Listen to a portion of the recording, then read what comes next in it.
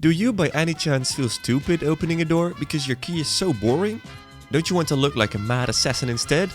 Well then, this is the perfect project for you, because this is the OTF switch key. Ching!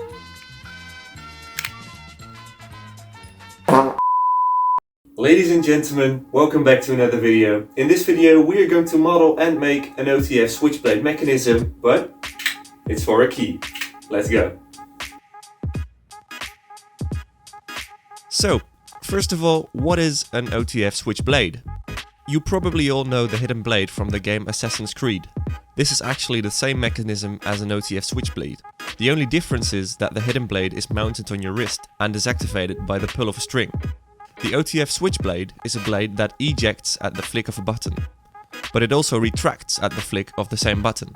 It's hard to believe that this mechanism works with only one spring. Now, how does the switchblade work? Let me try to explain while showing you my model. This is the model I designed. It's a very simple version of the OTF switchblade mechanism. When we have a look inside, we can see the slider, the blue part, and below that the key that's held by a red part.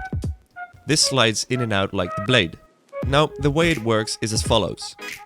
First of all, you'll need to imagine a rubber band around these lips like this, and little springs instead of these latches. When the switch is moved forward, the slide goes along. During this movement, a lot is happening. First of all, this latch is pushed down by the slider. This allows the key to move past it. At the same time, the rubber band tenses up around this knob. When the latch is down, the key will shoot to the other side because of the rubber band's force. It will slide over the other latch. After that, the latch jumps up and the key is locked in this state. The exact same thing happens when this switch is moved backwards. The latch opens up, the key is shot backwards because of the tension, it slides over the other latch and locks in place. Alright, so the model is done. Now, making this seems pretty easy. Just print everything out and assemble the parts, right? But oh no, it was not. Of course, I had to be lazy and choose not to consider printing inaccuracies. Basically, what I did is print everything out exactly how it fit in the model. Which means that the 3D model has perfect fittings, but the printed parts didn't. 3D printers never print the exact measurements you give them. You could get a lot closer by messing with the settings or refining the model, but of course I didn't do either of those. This means sanding. A lot of sanding. So that's what I did. For 3 long hours. Even before assembling the pieces, I could already see some issues. First of which were the latches. The holes weren't correctly printed in the parts, and the latches themselves were very tiny. I also couldn't fit any sort of spring underneath it. So the latches had to go.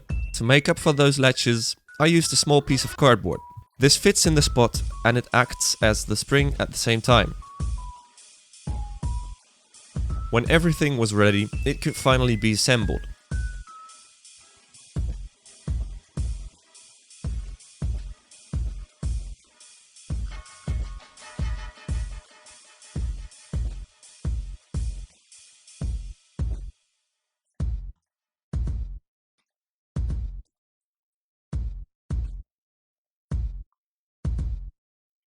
Here is the rubber band I was talking about.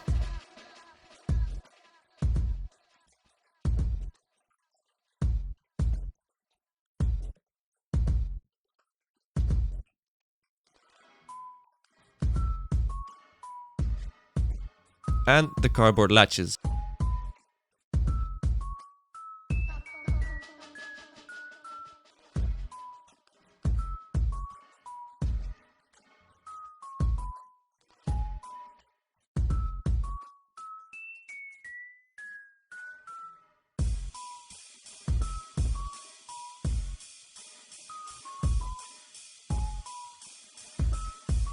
And here another demonstration on how it works.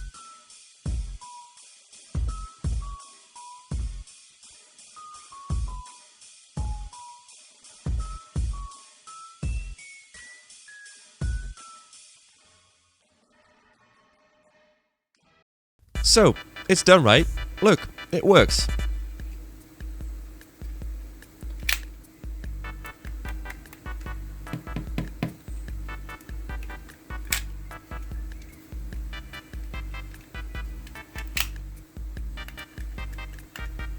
but definitely not good considering the amount of takes this took me to film it.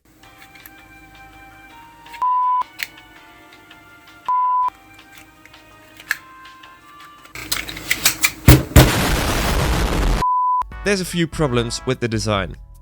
First of which, this little piece broke off. It's not essential, so it doesn't affect the function, but it's not great either. So using some glue, this is easily fixed.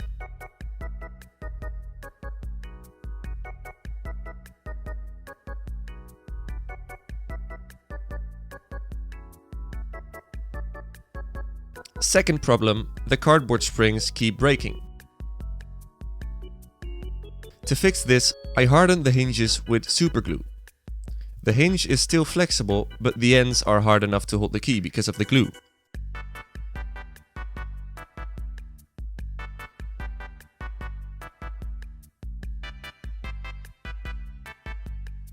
Third, and also the worst problem, it won't always eject or retract all the way. Now, this problem is not so easy to fix, unfortunately. The mechanism suffers from a lot of friction. It's a little better after all the sanding, but still not perfect. In an attempt to improve it a little more, I used some oil between the parts.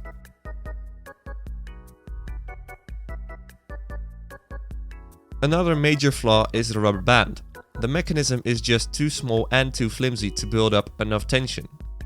I tried sanding away some of the lips that hold the rubber band.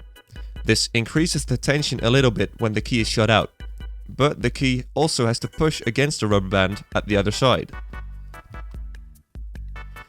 Eventually, this problem couldn't be solved without remodeling and especially rescaling this project. I just accepted that I had to help the mechanism a little bit. But eventually, I'm still quite fond of the result. This is by far the coolest key I own now. I can finally feel proud when opening a door.